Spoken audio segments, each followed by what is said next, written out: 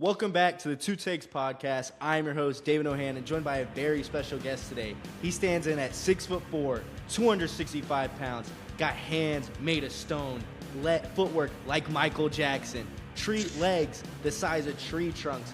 He's a 4A state basketball champion, and he's committed to the University of Pennsylvania. Welcome, my guy, Gavin Jefferies. Gavin, how are you doing today? I'm doing great, man. You know what I'm saying? Appreciate the love, appreciate the opportunity, bro. You know what I'm saying? It's just great to be here. Gavin, I appreciate you coming on. I'm going to tell the fans funny story how we met. It was day before Father's Day. I'm valeting, and I see this big guy. Like his dad's he's 6'9", right? Yeah, about 6'9", yeah. 6'9", and I see you, and I'm like, man, these are both like big guys. I'm like, I gotta ask. Like I gotta shoot my shot. Like it's like trying to ask a pretty girl out, see if this kid is like an athlete. And his dad said you were playing football, and that's how we met and we got in contact. Gavin, I appreciate you taking a chance. Of course, appreciate you, man. You know what I'm saying? Never done sports, what's it called? Like a sports broadcast before, so first time for everything, man. Oh yeah, first time for everything. Just like you said, let's jump into this interview. What made you feel like what ultimately made you pick Penn for college for football? For me, it's just I've always thought about education. Both my parents went to high education schools. My mom went to University of Pittsburgh. She did neuroscience, and my dad went to UVA, played basketball there.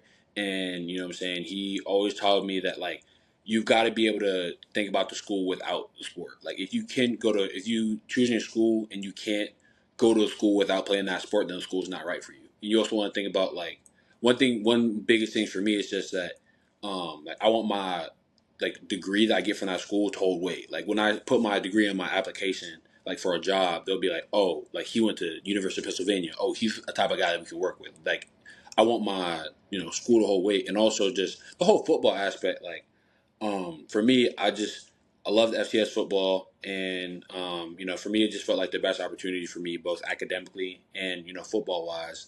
And so I felt really at home with the coaches. I felt really loved, and that was something I really searched for throughout my recruiting process. And so for me, it just Penn made sense on both fronts. So got the deal done.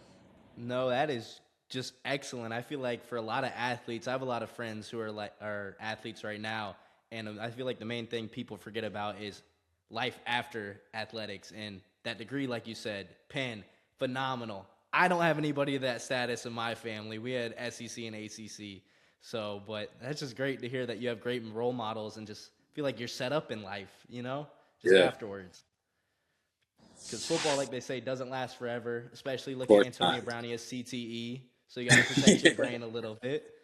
Yeah. And I feel like next question I want to ask you is: I've never heard of this, but taking a postgraduate year at Deerfield Academy, do for you as a player, like development wise? How do you feel like it helped you out?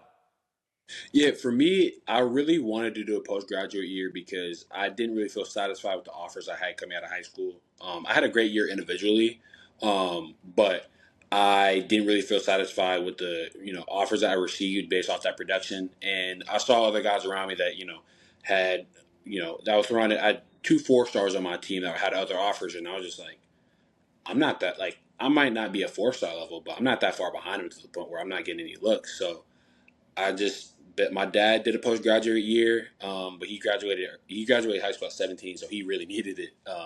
So for me, it was just for me the real decision came down to when I thought about it, and I just said I don't know if I could live with myself knowing that I could give football another chance and not not go after it. So for me, just going to Deerfield, it helped me grow more so as a person. Funnily enough, like I figured out a lot about myself. Figured out that like football means a lot to me, and that how I play in football like means so much to my confidence, and like football has helped me grow such a I won't call it ego, but just having that self confidence to just like that based off the work you put in has truly prepared me for the moment. And so for me, that postgraduate year did so much for me both physically and mentally. No, I feel like I can kind of relate, not with football because I was never that good at football, but just having that sport that gives you that self confidence or gives you that kind of zen in a way. Like the gym for me, like lifting, gets me outside of the outside world and blocks everything out. And I think that's just a great way for you to explain it. I mean, I guess now you were saying your dad, he graduated, he did a postgraduate year, but he graduated early. But now it's a Yeah, whole different game now with guys I who are know. 24 years old, 23 years old. So it's really like you're not starting later or not starting too far behind because you have Stetson Bennett who's 27, damn near, Right. and then you have gambling addicts. So I feel like you're not far off, man. Yeah, thankfully. And then I just like so from where is Deerfield located? I just want to know where All that right. is. So I'm not gonna lie to you. It's in the middle of nowhere. It's completely in the woods. We're surrounded by farmland, cows. Like we always make a joke that if you walk 30 miles, if you walk 30 miles, you hit the mountains. And if you walk another 40 miles in the other way, you won't hit a city for another 2 hours. So for us, it's just like it's in like Western Massachusetts in a valley, and not a lot else not a lot not a lot to do up there. I'm not gonna lie to you. It it's fun, but if you're looking there for the urban life, probably the wrong spot for you. Do you feel like you ever went cow tipping? Because you said there's a lot of cows, or no? Did you just stay I'm on not gonna campus? lie.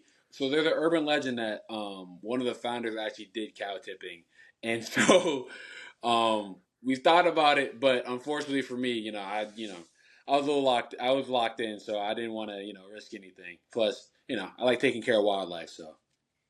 Yeah. What excites you most about joining the Penn football program? I know you're going to be kind of, believe Penn is near Massachusetts. I was not great in geography. That's why I'm a journalism major. But what are you most excited about going to Penn for? For me, I'm excited really for the whole college experience and living away from my parents. Because for me, something my parents just installed in me from a young age is being independent and working out how to be independent and responsible. More so, just creating that independence where it's just like, sure, you're living away from your parents, but can you set your own doctor's appointments? Can you, can you meet with your teachers outside of class? Can you know what I'm saying, have adult conversations with people to the point where like you don't need your parents to intervene in something. And so my parents just always instilled in me just being prepared for this moment. And so for me, I had a year of boarding school where it was nice to live away from my parents, but having the whole college experience where I'm in a big city, I can walk everywhere, and being able to explore, just having that whole big city feel around me, and just having my own independence and responsibility for myself. I'm super excited for that. I totally can agree with you on that one. I think you hit the nail on the head with just like little things. And I think people overlook those sometimes. Like, well, you're a grown man and you got to go learn how to do stuff. You're a big athlete. But no, I think everyone, like, for going to college, you got to learn how to, like you said, go to doctor's appointments. I had the flu February. Normally, I'm home. My mom could take care of me. I didn't have that. I had to go, Right. like, work through things on my own. And I'm going to be honest, having the flu sucks. Sitting in your room for 5 days, not being able to do shit sucks. Can't remember who I watched, but I watched like Snarp for like 5 of those days. Like I was just being ultimate chud, man. Just being an ultimate chud. Chud maxing, dog. Um, Yeah. Listen, man, that yeah, sickness will humble you real quick. I promise you that. I guess on the football side now, I know your senior year you had 6 sacks. You had 17 and a half TFLs. You're just getting in the backfield. Like people are like open up a door and you're like, oh, appreciate it. 67 and a half total tackles. Just what goes through your mind when you're just standing over a ball before a play? Yeah, for me, it's just really that scout. I did that, usually that week before. If we have a bye week, I'll usually spend 2 weeks, but usually, I'm watching film the week before, just trying to prepare for the guy in front of me. Like usually, I'll make notes of the whole offensive line. Usually, I'll make notes of if they in pass protection, do they punch high? Do they punch low? Do they punch around me? Are they trying to grab me? Do they look strong? Do they look slow? And so for me, just and like once I'm done with the offensive line, I'll usually check to see is the quarterback mobile? Can he throw the deep ball? Is his processing good? Like, did he get the ball out quick? Um, and so just like being able to recognize formations and different stuff like that, to where like I see this formation, I'll be like, okay, they're probably going to pass out of this. And so my defensive coordinator thankfully helped me out a lot by helping me simplify it down. But just being able to think through all those things, to where for me it's just an elimination game of what the offense can do. If it's third and nine, they're probably not going to run inside zone. But if it's Mm-hmm. second and 5, second and medium, then I probably got to be a little bit more on my toes, just got to be ready for anything. And so, just for me, just having all that information in my head, I like to think a lot. So, for me, just having all that information out and in front of me can just, help me eliminate what they could do and let me play with my hair on fire and make plays. Yeah, you just broke down everything. Like, gave me a whole like playbook rundown. I guess for you, do you like playing more interior D line or do you ever play on the outside? What's your favorite to play? Like interior, I'm outside, not gonna rushing the lie. edge? It's probably, I love playing interior. I'm not gonna lie to you. Like for me, I initially was a edge rusher, but then once I moved down to three tech, I'm not gonna. I've had a lot more fun. Just for me, I can, usually if they, run the ball to my side, I usually have somebody outside of me if I'm not getting doubled, and then I can make a play on the ball, shorter path of the quarterback. Usually the guards aren't as fast as I am. Usually not as athletic as I am, and so for me, I can just make the plays best in the interior, and plus it's a little bit harder being on the interior compared on the outside because you got to worry about double teams and all that stuff. So makes me feel a little bigger, a little stronger and stuff. So this feels good to me. Oh yeah, and I feel like I just want to ask you, you're an interior guy. What do you feel more like happy about, getting a sack or a TFL? Like a big TFL or just a good old Ooh. sack? I'm not gonna lie, probably a TFL. I'm more of a run guy, so I love getting in that backfield, making a play on a running back. And that for me, it's that moment when like you see that running back, and sometimes the running back will see you, and he be just like, "Damn, I can't move." And so get him down in the backfield, looking at the offensive line, be like, "Yeah, nah, you couldn't block me, dog." And so having that moment for me, it's catharsis. Can't even lie. Man, that is great to hear. And I just want to say, do you have an all-time favorite play of yours? Ooh, all time favorite play. Um, Yeah. So it was my senior year. I was playing against Drew High School. I already had a sack and three TFLs at that point, and they were backed up. And so I got a TFL in the play before, and I thought I should have been a safety, but it wasn't. So I took that a little personal. I got through the backfield. They decided to pass on 3rd and 8, backed up, and so got through the line, chased down the quarterback to the corner of the end zone, got the sack, and finally got my safety celebration. So one of my favorite pictures is just me and my coach doing like this on the field, celebrating the fact that I finally got my safety. So, for me, that was just one of those moments that I'm just not gonna forget.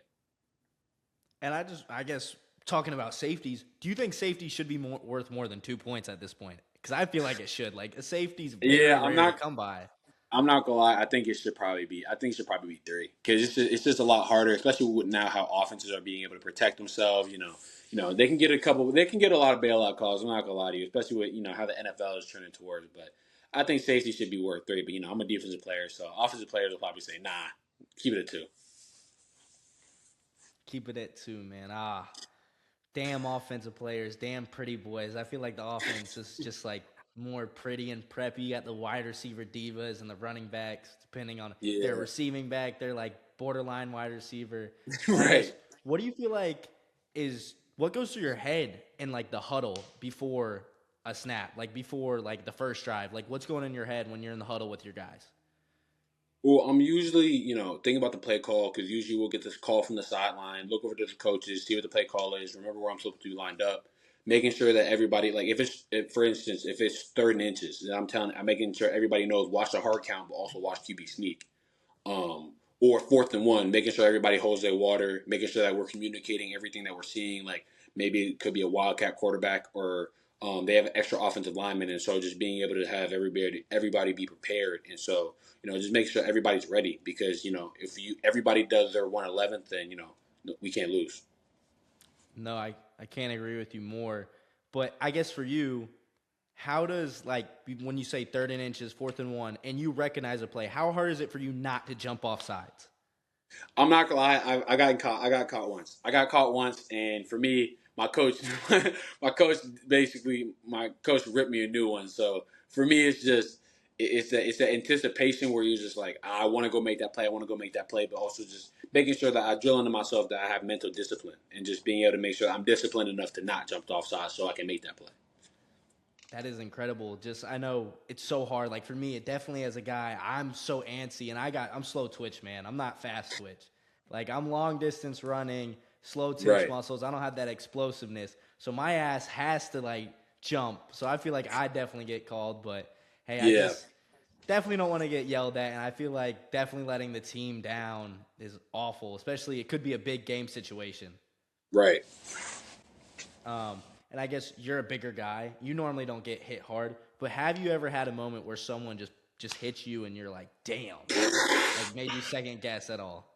Oh yeah, for sure. So freshman year, on my friend Xavier Augustino. So I was a freshman, he was a senior. Mind you, this is in practice. So we're in walkthrough, we're in just helmets and jerseys, and so I'm on scout D line. We're going against first offense, and so we're jogging, and so apparently I jogged a little too fast, and my boy Xavier he hit me in my chest. When I tell you I went up first and then I flew back, I remember I was looking at the quarterback and I was looking at the sky next second. It was one of the craziest things I've ever felt in my life. I was appalled. And he actually apologized to me because he didn't realize he hit me that hard. But I was just more knocked back by the fact that he managed to get me up in the air first and then push me back. So I was just I still love that guy to this day, and so it's just that was definitely a humbling moment for me. And I was just like, yeah, I don't know if that's I don't know, I really didn't feel too good. So for me, it was just never wanted that to happen again. No, scout team, any scout team is just a pain in the ass. You're just kind of getting out there to be a body bag just to get beat up. I'm so sorry, man. I mean, I know high school, it's 15 to 18-year-olds. You got some like young, like kids going through what, puberty, and then you got some grown ass adults. You got some grown ass men. Yeah, Like I yeah. guarantee, So definitely some of those freshmen saw you and were like, "Oh, oh yeah, shit." nah, especially yeah. Thankfully for me, I wasn't. For me, I wasn't the big meanie that some of the seniors and juniors were when I was a freshman. So thankfully, I tried not to pass down the bad stuff down to my freshmen. Yeah, but I guess back to the football side and less of the hazing side. I guess what is your mindset on third and long, and you know it's likely a pass? Like, are you coming out super hard, or are you kind of like lean back trying to contain? I guess it depends on the quarterback. Let's say it's third and Yeah. long, and you got I'm gonna name a guy, Julian Lewis, Juju Lewis, because that was the guy close to our class. Juju. Um. So then, if I'm going against Juju, I know that he can hit the deep ball, and so I'm expecting him honestly to go try for that. And so I'm obviously wanting to keep my rush lanes, but I definitely think I can make sure I can get the pressure on. But I'm expecting to come out my stance fast, especially against the Carroll's offensive line. They were really, really good. And so for me, I'm just expecting to fly out my stance, get off the ball, make sure that the offensive lineman feels my presence, so that way I can get him to shoot. Hopefully miss, get a quick move off, get to the quarterback, get that ball out. Go make a good play. No, that's a total breakdown. And I guess for a guy that you know is just gonna scramble, what do you do there? If you know the guy, I Oh don't know yeah. who's a If I know a scrambler guy's gonna that's a pain in the scramble, ass. if I know a guy's going to scramble, it really depends for me if I have a linebacker behind me. If I know that I have a QB spy, then I'm probably just going to try to make him roll out. But if it's just we're rushing four and he can scramble up, I'm probably going to stay more. I'm probably just going to try to help collapse the pocket so that way either he has to roll out or he has to make a throw with a big boy in his face. So ideally, try to make him roll out and not step up, but ideally I want to try to collapse that pocket and make sure that he can't get that ball out because if he gets us on his legs and gets that scramble drill, then some dudes can make those plays happen. Oh yeah, and I know as a bigger guy, so even though you seem like a pretty quick guy with being a basketball player too, there's just some next level speed, like with Lamar Jackson or just trying to think. I guess Josh Allen's more of a power runner, but you know those little quick Yeah. guys or Kyler Oh Murray. yeah. There you go.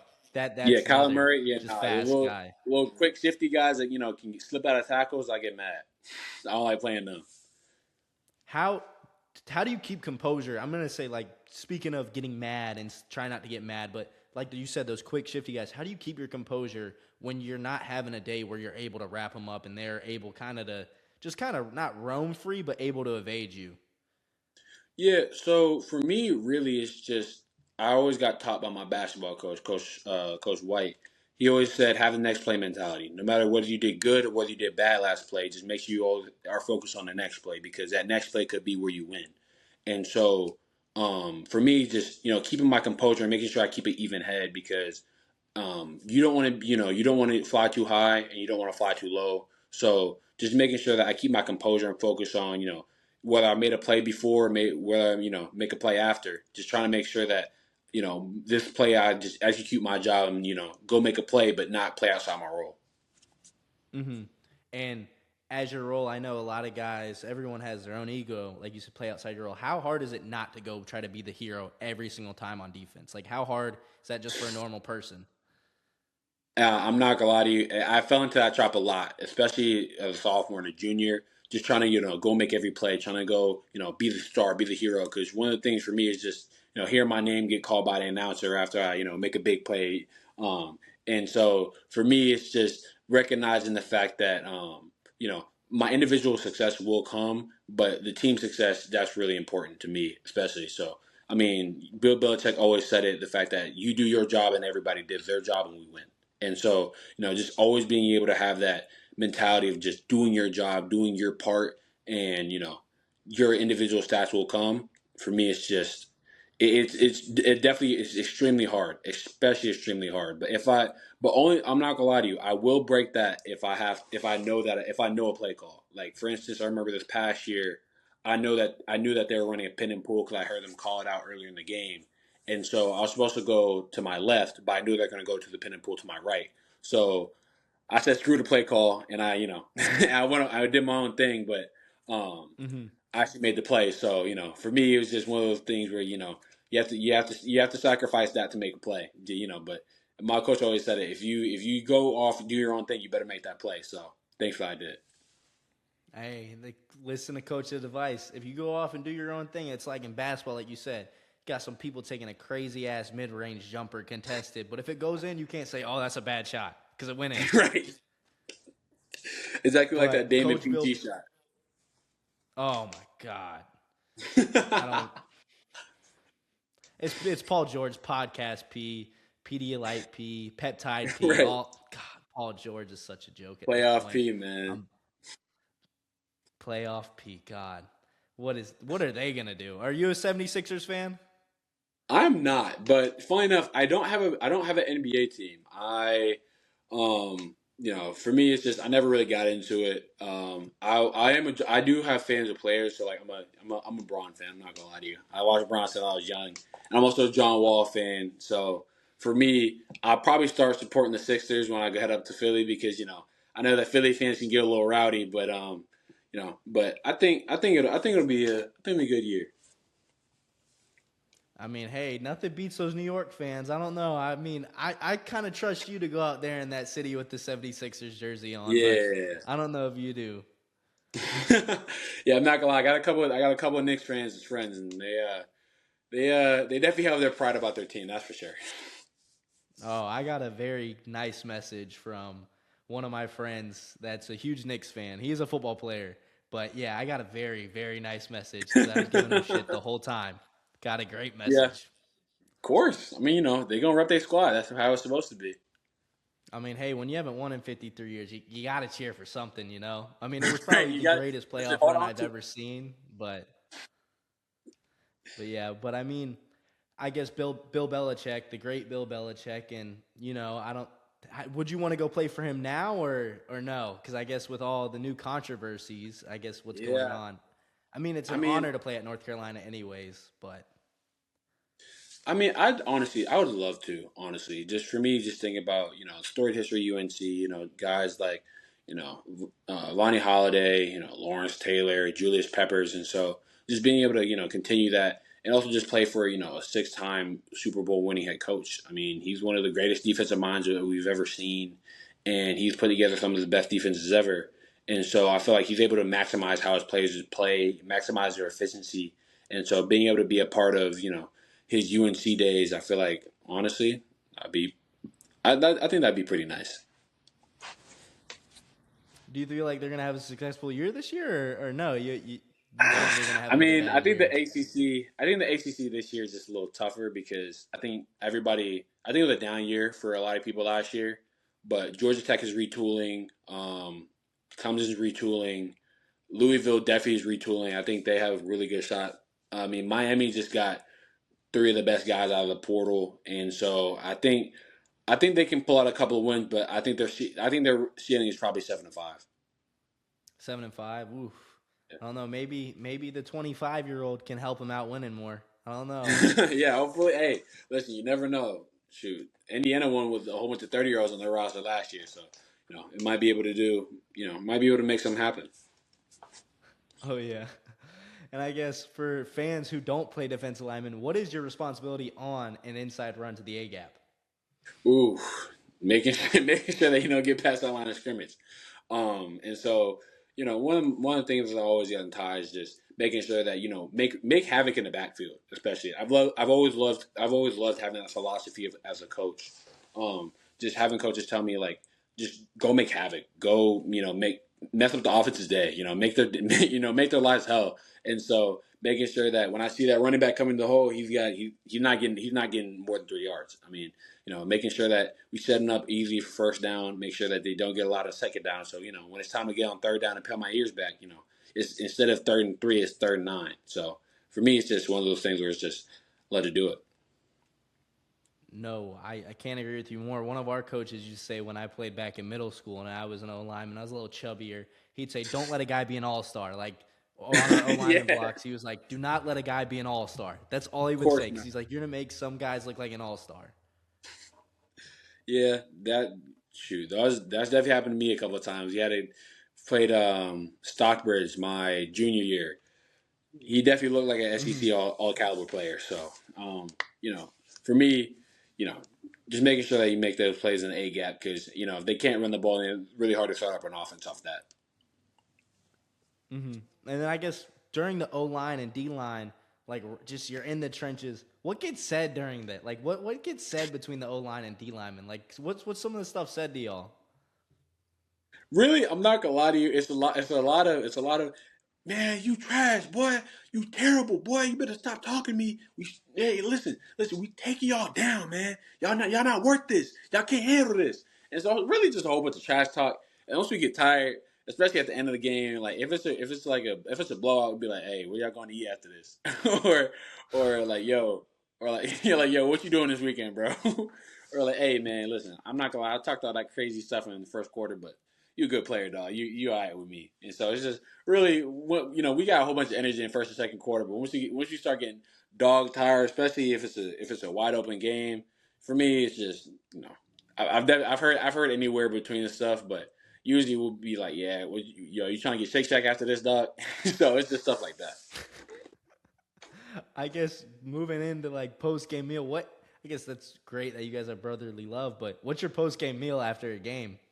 Ooh, post game meal. I'm not gonna lie to you. Probably McDonald's. It's not the most healthy thing in the world, but listen, most of the time my games finish at 11:15. So usually listen. I find that first McDonald's on the way back.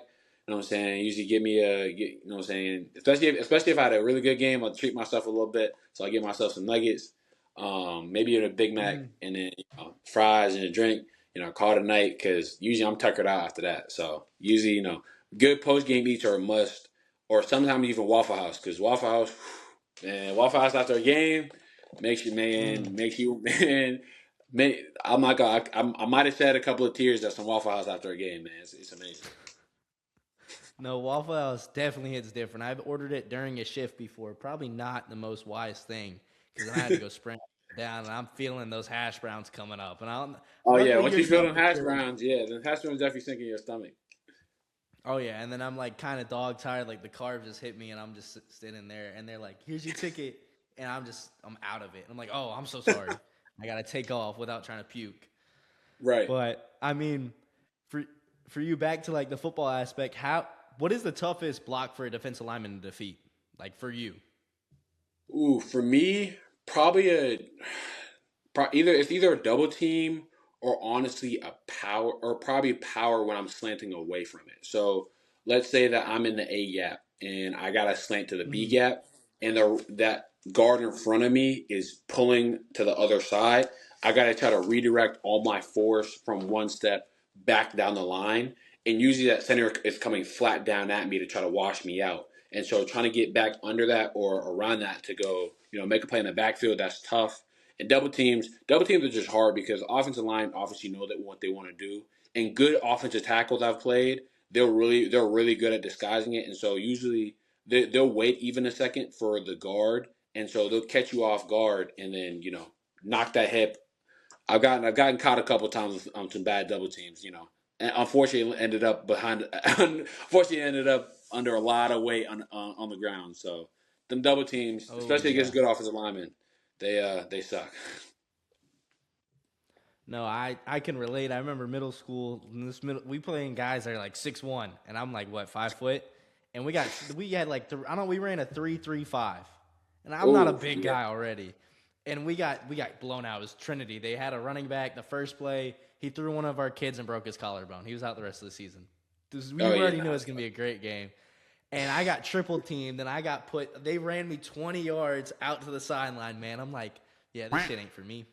I'm getting my ass behind the mic. This shit is not for me.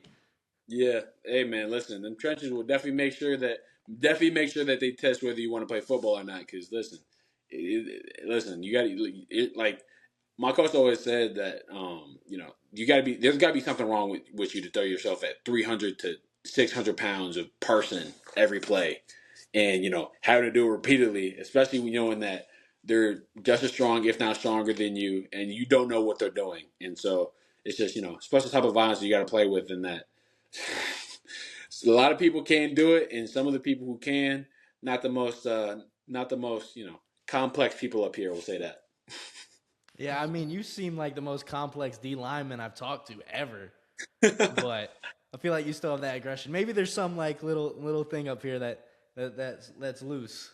Yeah, gotta let loose a couple of screws when it comes to game day, because can't always be the nice well mannered guy all the time. Sometimes you gotta on the football field you gotta be nasty. You know what I'm saying? Gotta play with violence. You gotta play with a special type of violence that make sure that the guy in front of you wants to quit, don't want to block you no more. Because if the guy don't want to block you no more, then you doing your job. So it makes your night a Oh whole lot yeah. easier. And if you got the running back not wanting to run anymore, you definitely did your damn job too. Right? Because as soon as that running back sees you, he gets wide eyed and like, oh yeah, it's gonna be a good night for me. Oh man, definitely run your head through the locker before a game. Just hit your head a Get couple get the get times. the blood flowing a little bit. Oh yeah. Oh yeah. Get that Vontez perfect type of feeling in you. Yeah. Get the CTE started. Um.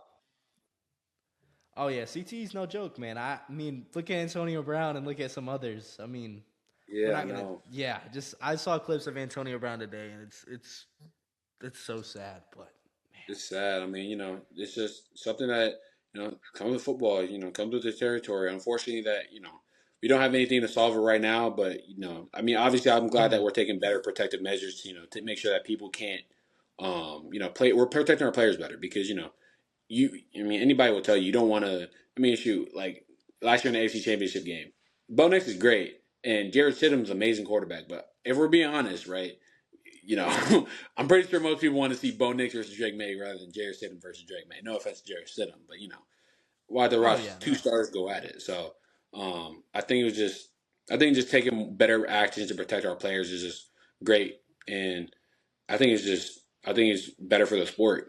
We see more of our stars playing all the time. Playing more frequently, playing with more energy, more make the game more fun. So I think just protecting our players is a big thing.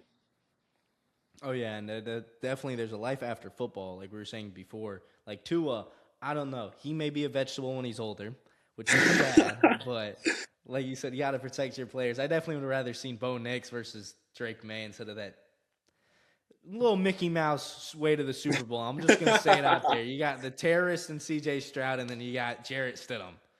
Yeah, I know. So I was around a whole bunch of Patriots fans. They're like, "Hey, listen, the game's a game." So they they they were definitely excited to get to the Super Bowl, but thankfully they got their comeuppance for me. oh yeah. Oh, the Seahawks definitely put them on them. But hey, I've always been told it's good to be good, but sometimes you got to be lucky to win. No matter Right, what. In any sport, anything you do, you got to get lucky. right. There's got to be a couple of things goes your way, and it's a lot of skill, but it's definitely a lot of luck too. Mm-hmm. And then, guess let's jump into our next question. From me, an average human being, to like a great D lineman from like you, we already know the difference. We already can see it. But from an average, good D1 defensive lineman versus a elite defensive lineman, what separates himself, like mentally, and I guess physically too? Like, For what do you think the separation is there?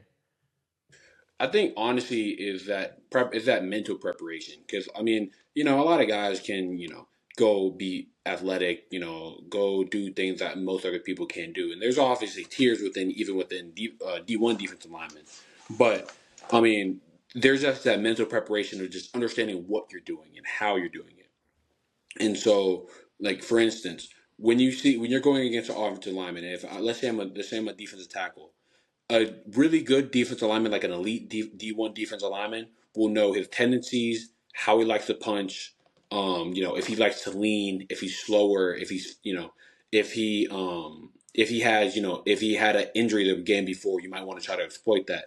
Or if, or if he might switch it up every game. Having that mental preparation, watching film, knowing what he's going to do, what he can do before a game, and so usually that's like the mental side. And physically, usually, elite defensive linemen are just usually just more explosive. They get off the ball faster. Their reaction time is faster. They understand what they're seeing. Their mental processing is a lot faster because, as much of a meathead reputation as defensive linemen have, there's a lot of mental things that you have to be able to understand because usually within probably about 1.3 seconds, you have to get your eyes up from the ball off the line to the lineman to see what kind of block he's doing, whether he's going outside zone, inside zone, pass, or it could be a screen. Um, and just being able to have that mental acuity, have that mental strength, mental fortitude, just have that play strength that, that can toss dudes out the way because, that's what college coaches want to see. And so, just having those little minor differences between those two people can make such a big difference in game that like college coaches will see it like immediately in tape. Yeah, you got to kind of be like a computer, like you're saying. Repetition, it's just like second nature, because Yeah. that higher and higher level you go, everyone's gonna be kind of just like it's gonna be that much of a difference. Kind of like in baseball too, with just a Yeah. pitch, just 2 inches is what separates a great player from a good player. And I guess Right. for you, you're a bigger guy, but I guess all O linemen are big guys. But for Yeah. 6'4", a guy that's 6'4", 265, I bet you're growing in size. Pause. Um, how how important is hand placement? Hand placement is honestly, it's actually one of the most important things. I mean, I think just being able to have consistent hand placement. I know for me as a defensive lineman, you know, being able to have my hand on the outside of his breastplate and down the middle of his neck, or if I'm trying to, if I'm trying to stab him down his chest, I want to make sure I line up with my top of my thumb down the V of his neck to where I'm like, you know, essentially like putting my thumb down his chest. And so being able to have elite hand placement or being able to grab wrists, being able to grab forearms for, like a cross chop or a wheel move. And just that hand placement is so insane on defensive line. Like that's exactly why you see dudes like Aaron Donald. He trains with knives. Because I mean, it can get that extreme because, to have elite hand placement, you have to have elite hand-eye coordination, understand what you're hitting and connect your eyes with your hands, which is something that even I'm still trying to learn how to do. And, it's just something that every elite defensive lineman has, and that, a lot of people who want to get to that next level have to try to emulate. Wow, I did not know that's how serious it got. I mean, I just saw the Aaron. So, do you play with knives? Do you practice with knives yet, or no? I do Still working your not. way there. I'm still working my way there. Once I get a little bit more concise and, a little bit better accuracy with my hands, then we'll probably start moving up there. But AD's got that one. I'm not gonna lie. For right now, he's got that. Yeah, I mean, playing with knives. Like, you remember the old trend where people would like get their hand and they'd like stick a knife between their fingers, like the Yeah, other yeah, player that's yeah, strong. I yeah. don't know if you ever saw that. That's a dangerous game. I think either games are dangerous games. But I guess, are you in some type of martial art? I know that may be just I the stupid question, but I feel like jujitsu or something, or like, I don't know, Wing Chun or Taekwondo. I actually used to do Taekwondo when I was younger, and so a whole bunch of my friends, a whole bunch of my friends have a picture of me in a Taekwondo outfit, and so For me, Taekwondo actually really helped me with foot speed. Actually, funny enough, because Taekwondo is a Korean martial art where it's very highly based on kicks and foot accuracy and being able to contort your body quickly and drive out your feet for power. And so having that basis of keeping on your toes, staying on your toes, driving after your foot, has actually helped me a lot with football. And so with your just, I guess you were saying with footwork, I thought like you're a 4A basketball state champion, and we have some clips of you dunking. I was going to ask how much basketball has improved your footwork and athleticism as a defensive lineman, but it feels like Taekwondo has already taken over. Or do you think basketball has also helped with that?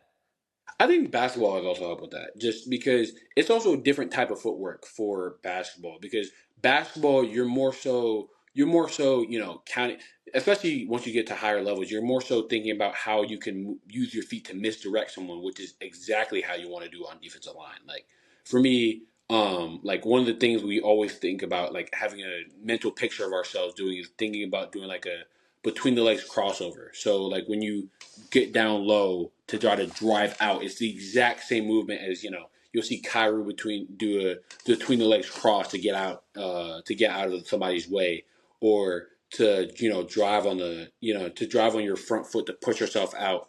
And so basketball has actually helped me immensely with foot speed and foot power, footwork. Just understanding how to use my feet to misdirect somebody, especially on pass rush or even on really rundowns, especially if I know I'm getting a one-on-one block.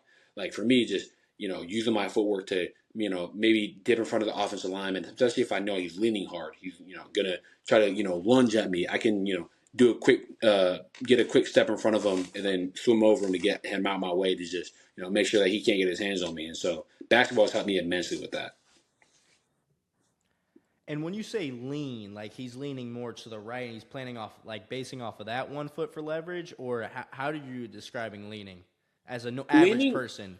'Cause I feel like as a football guy, everybody knows, but average person, yeah. how would you describe it? Leaning usually you can tell when somebody's center of mass, or where they're gonna move is different from where they usually are. Like I know for some offensive linemen, they like to have their weight more back. Some of them like to have their weight more forward, on being more on their toes, leaning more towards the gather about the block, on on a rundown or a passing down. Usually their weight is more back so that they can get out of their stance and get explosive, get their set in. And so usually like noticing that lean or that, change from the norm of where they might go, usually, good defensive linemen can tell it. And so, but the good offensive linemen, the really good ones, have no lean. And so sometimes that can definitely mess with you. I guess with the guys that have no lean and that mess with you, who is the hardest person you've ever went against, or who's someone that has given you your toughest test so far? Um, I would probably say I'll probably say my friend Tervon. He was a junior when I was a freshman. Now he's at Texas A&M, and I had to go against him in practice a couple of times. And I'm not gonna lie, he got it. I'm not gonna lie to you. He definitely, he definitely got the best of me a lot. And so, he for me it was just one of those things where it felt like his set was always perfect. Like I couldn't get him moving. I couldn't get him out of his spot.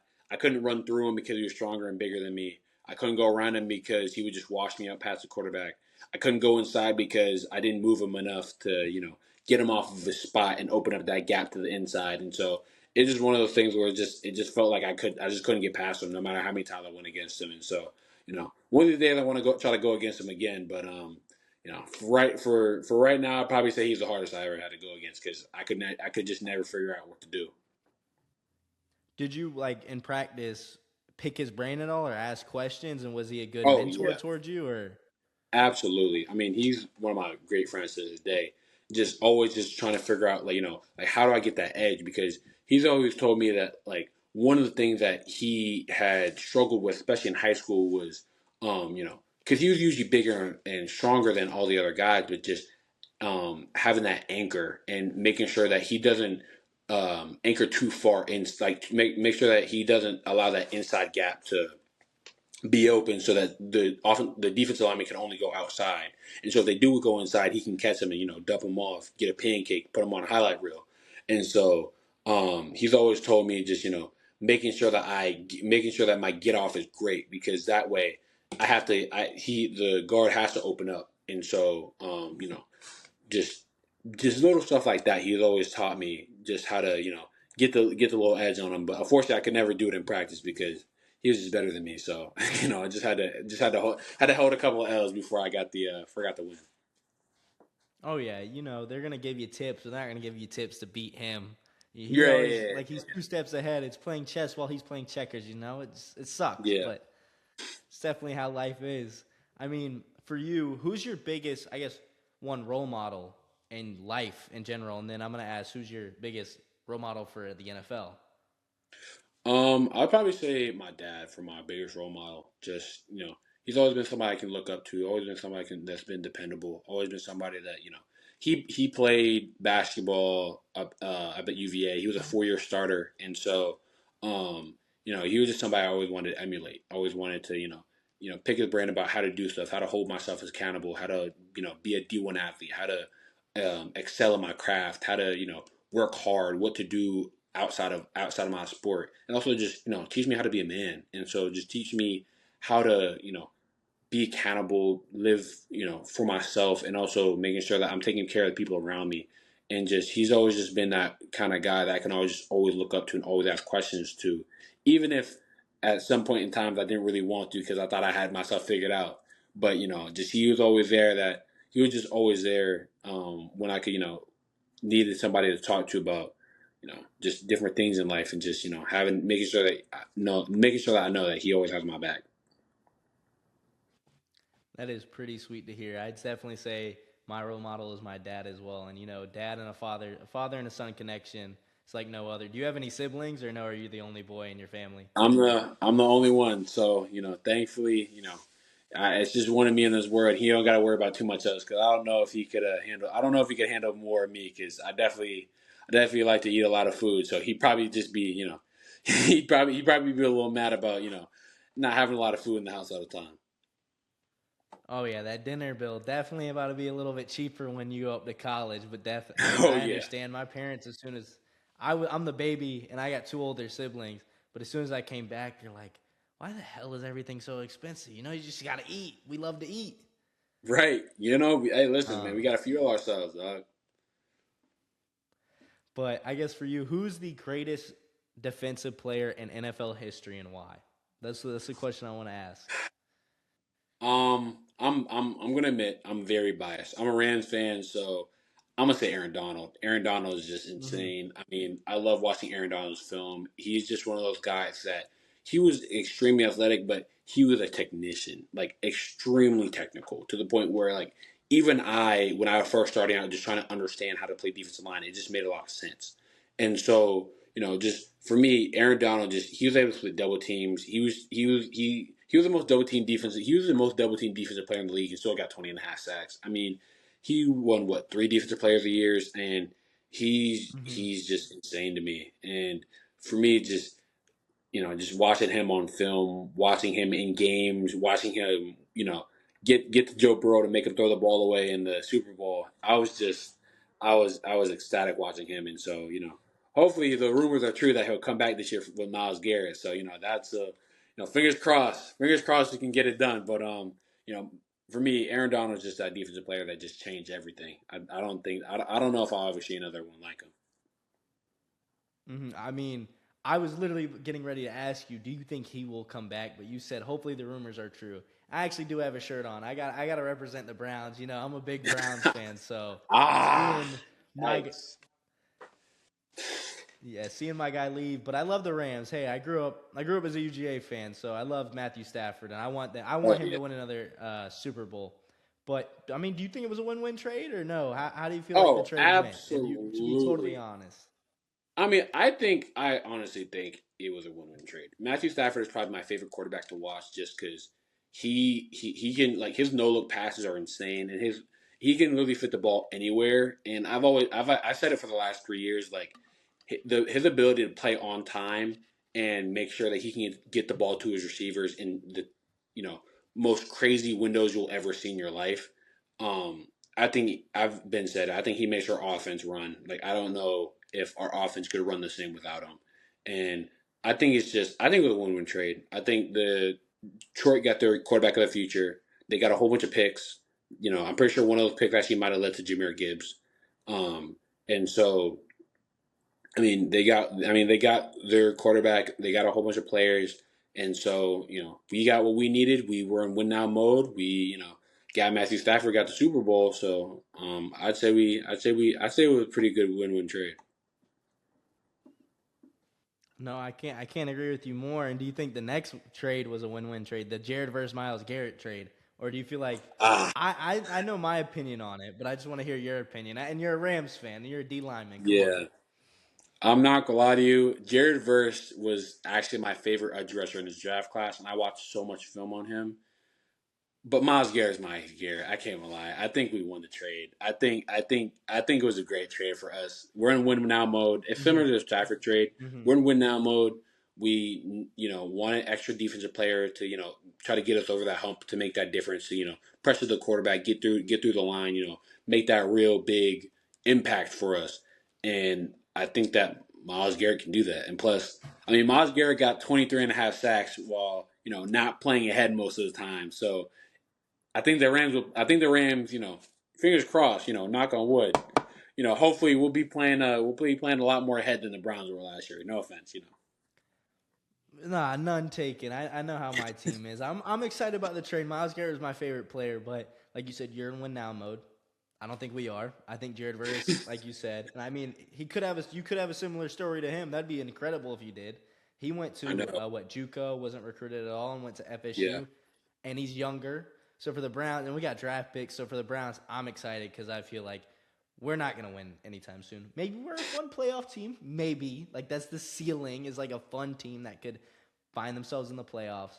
But no, I can't agree with you more. But I want to ask you. I want a question for you. Can you blind rank these NFL defensive linemen for me, 1 through 5? Okay. All right. And now it's kind of biased, so I don't know if I should change it up. But I'm gonna have you rank. Where do you put Montez Sweat? Montez Sweat. Mm-hmm. I'll put him 4. 4. Okay. Okay. Now, where do you have Lawrence Taylor? Ah, I'll put him 2. I'll put him 2. I'll put him 2. You put him 2. Okay. All right. Why 2? Why not 1? Why are you not jumping the gun on 1? I'm hoping Aaron Donald's in there, man. Because listen, you told me. Listen, I told you, Aaron Donald's the best defensive player ever. So I think I put him above LT. So hopefully AD's in there. So hoping, praying. Mm-hmm. Do you think Myles Garrett can catch Aaron Donald ever for best defensive player of all time? I think he can get close. I don't know. I think if he has another season like he did last year, like if he breaks his own record, then I'll be willing to have a conversation because his film is crazy. Just watching him off of a mechanic standpoint, it's it's something that even I'm just like I don't even know if I can replicate that because there's just certain things that he can just do because he's just more athletic than anybody else, and so I'm not gonna lie to you. He's also a crazy technician, and so for me, yeah, if he has another listen, if he breaks his own record, then yes, I'll be willing to have some conversations about him and Aaron Donald. But if not, I still got Aaron Donald If number one. Aaron Donald the GOAT. Okay, wow. So it's kind of set in stone unless he breaks it. I don't know. Maybe it's Suni Lee. Maybe it's his girlfriend that's doing the magic for him. I mean, she is an Hey, Olympian for Myles Garrett, but my favorite clip of him is watching the Packers guy when he was trying to sack Jordan Love, and he was talking about how oh one of yeah, the O yeah. linemen yelled, "Jordan, run!" That's hilarious. Oh my gosh, Jamal's had a lot of funny moments last year because I remember on a pick six, he was running with one of his linebackers, and the linebacker was trying to tell him to block one of the offensive players trying to chase him down, and Miles was just Mm-hmm. running with him. Just finally blocked him last second, and Miles was so confused. And so I think Miles is just hilarious. I'm not gonna lie to you. I'm just glad we got him on the I team. know, and he's a nerd. He loves anime. I know he loves Oh his my anime. gosh, I seen he talked about it on the McAfee show. Are you an anime guy or no? I'm not gonna lie to you. I'm a huge anime guy. I remember I used to watch so much anime, especially in middle school. I stopped once I got to high school just because I didn't really have all that time. But just, I mean, every once in a while I'll probably watch a couple of Mm. episodes and stuff. But I mean, I'm not gonna lie. I used to be a fiend. Like COVID for me, I was running through every single anime I could. Wow. COVID. Everybody. That's you'd always just sit there, just be. I'd be playing Fortnite at like 12 p.m. Like school would be over and you're playing with your friends. Put on some LBs. Yeah, You know, it's COVID is such a strange time to look at back. Like looking back at it now. yeah, it's just crazy. But let's jump back into these rankings. So you have Lawrence Taylor 2. Yeah, Montez Sweat at 4. Okay, give me Leonard Floyd. Where would you put Leonard Floyd at? Leonard Floyd. I'll put him at 5. I don't think he's better than Montez Sweat. Leonard Floyd is, yeah. I'll probably put him at 5. All right, so then where do you put Miles Garrett next? Yeah, yeah. Ah, um, I'm gonna put him at 3. I'm gonna put him at 3. I'm gonna put him at 3. Put him at 3. I'm gonna hold out. I'm gonna hold out for Aaron Donald. If we can get Aaron Donald, then I'll close a great list. See, keyword is if you could. If you could. I want to give it to you so this doesn't mess up your list. But I can't. I can't, man. Ah, Well, your automatic number 1 is Chase Young. Chase Young. Ooh, that's ouch. If it was college Chase Young, I'll be honest. I would. I mean, college Chase Young was a demon, but Oh my. Oh my god, yeah. ah. All right, I gotta live with that one. I gotta live with that one. That's tough. Got That's to live tough. with it. Hey, at least it wasn't like your top 5 and you got to see the whole list cuz that looked pretty bad too. Yeah. And then That would be pretty bad. my last few questions for you. I guess one thing people are sleeping on about your game. What do you feel like is one thing that people sleep on? Honestly, I'll probably say just my mental acuity. I mean, not a lot of people have, I mean, obviously when people talk to me, but just, most coaches when they see me, or like guys when they play against me, like they didn't know that I listen for play calls or I listen for certain verbiage that the offense might use. Or I might listen for, or like I might look for specific tells in an offensive lineman stance, or like if I know a tight end, likes to go out for certain routes out of a certain position, then I'll usually be like, "Hey, watch the pass, watch the pass, watch the pass." And so, just a lot of people, I would say, doubt my mental acuity, especially in game. And I would say, that's definitely one of my more underrated parts of my game that I'm still trying to grow. Man, the mental side of everything for you. I feel like you're like a genius back there. You got AI working in your brain just Hey, knowing man, everything. can't Um always be see ball hit ball all the time. Gotta use this part up here. it's okay to be see ball, hit ball. You're gonna have some teammates. You're gonna know see ball, hit ball, eat ball. That's what Yeah, they're gonna see. I That's what definitely they're got a gonna couple do. of those. Definitely got a couple of those. Hey, listen, everybody needs a couple of those in their Oh yeah, you definitely have those friends. They bring the joy out of you, and you just got to be like, I'm glad I don't think like that. life. Yeah, Um, that's exactly how it is. but if you could sack any quarterback in NFL history, who would it be and why? Ooh. Um. Ooh. I affect any quarterback. Honestly, probably Patrick Mahomes. I mean, I was thinking about Lamar Jackson, but Lamar does take a lot of sacks, so I feel like that's a little overused. But Patrick Mahomes is one of those guys where like he gets the ball out so quick, and he also knows what you're gonna do. So just being able to get home on him, I'm not gonna lie, I want to do that because I think he's the most talented quarterback I've ever seen, and so just being able to take that guy down, I feel like that'd be great. Man, I'm a Mahomes lover. I know a lot of people don't like him. I could see him eventually going down. Now, this is way too premature, and I'm going to get fired for this. I could see him going down as greatest of all time if he wins a couple more Super Bowls. I don't know about you, but I don't that's my disagree with guy you. there. I think the way he can play in and out of structure is just insane. And he's also made some of the most incredible throws I've ever seen in my life. I mean, his arm talent is up there with anybody else. Like you can, I've never seen a quarterback be able to throw off platform like he does. And I mean, listen, we call him Magic Mahomes for a reason. So I think honestly, he got a really good shot at being that number one all time. Yeah, no, Mahomes is just that dog, man. I mean, a quarterback he also sounds like Kermit. Like, who doesn't want that GOAT to be a guy that sounds like Kermit? But I remember watching that Super Bowl and him getting absolutely, like, just plattered and beaten down. And he's diving and throwing and hitting wide receivers in the face, and they can't catch the ball. Yeah. It was just so sad. But, no, to me, that man, he could be the greatest of all time. But I'm glad someone else agrees with me. I thought you may have said Deshaun Watson you wanted a sack because maybe you want a massage afterwards. But that's for a different story, a different day. What message do you have for Penn fans going into next season? And the message for Penn fans, I'd say get the popcorn ready. You know, it's about to be a movie next year, so I'd say just make sure you tuned in, make sure you're excited. You know, make sure that you know what I'm saying, I glued to the TV screen. We're gonna be making a lot of plays, so I'd say just be ready for a great team next year. You know, get your hopes up. Yeah, I'm looking forward to it too. Watching as a fan now of yours, even though I didn't know you like a week ago. Now I'm gonna become a fan. I hope it's an action movie and not a rom-com because No. Definitely gonna be. Listen, it's gonna be. Listen, we're gonna make Remember the Titans look a little weak. So we're definitely gonna be making a lot of plays on the gridiron. So don't even okay. worry about that. All right, I love to hear that. I love the fire and the passion. I guess what's more impressive, your football highlights or your dunk highlights to you?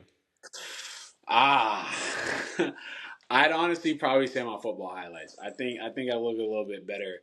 I think I look a little bit better in a helmet than I do in a jersey. So I'll be honest. As much as I like to believe I'm, looking like prime Derrick Rose out there, head at the rim, but I like to believe I'd like to believe that football highlights make me look a little bit better. Definitely, you definitely seem very down to earth. I was gonna ask, do you feel like you could play college basketball? But I feel like you may have answered that question already. Yeah, I'm gonna leave that to my best friends. They definitely they definitely. I've one of my best friends. Plays at Vanderbilt. We used to do these things after AAU practice where we both go to try to dunk out on each other. After he dunked it on me sophomore year, stopped doing that. So had to call it a career while I saw my pride intact. So I appreciate basketball, Yeah. but I think I got to hang the basketball shoes up. Oh yeah, definitely. Just keep the football cleats on though. Oh, But of course, of course, Gavin, of course. I appreciate you coming on. Do you have any questions for me you want to ask? Nah, man. I mean, I really appreciate your time. Really appreciate this interview. This is great. Thank you. All right, you're welcome. I appreciate you too. And if you have any, I'm about to say my little last thing. I always do this little wise words things. You got any wise words for the fans and people out there or no? Yeah, I would say just honestly, the difference between being good and great is the minute details, and so, and also just being great requires conscious efforts. Um, if you want to be great, always choosing to be better. There's just little things that can make you be better, and just choosing to do those things consistently will, lead you on the path to greatness. Mm-hmm. You can't. I couldn't have said it better. Consistency is key, and I've learned that in life through all. But for my inspiration, from my role model, the great Pat McAfee, he says, "Be a friend, tell a friend something nice that might change your life. Remember to set your intentions on that day, like you said, and be consistent, and greatness will come." Thank you guys so much for listening to us. Hopefully, we can just keep pumping out videos and getting more interviews. Gavin, appreciate your time. Looking forward to you balling out next season. Maybe gonna give me a little sack dance, little thug shake out there. But leave a like, subscribe. If you have any questions, leave it down in the comment section. His stuff will be in the bio and on the screen. Gavin, I appreciate him so much. Thank you guys for watching, and bye-bye. Appreciate you.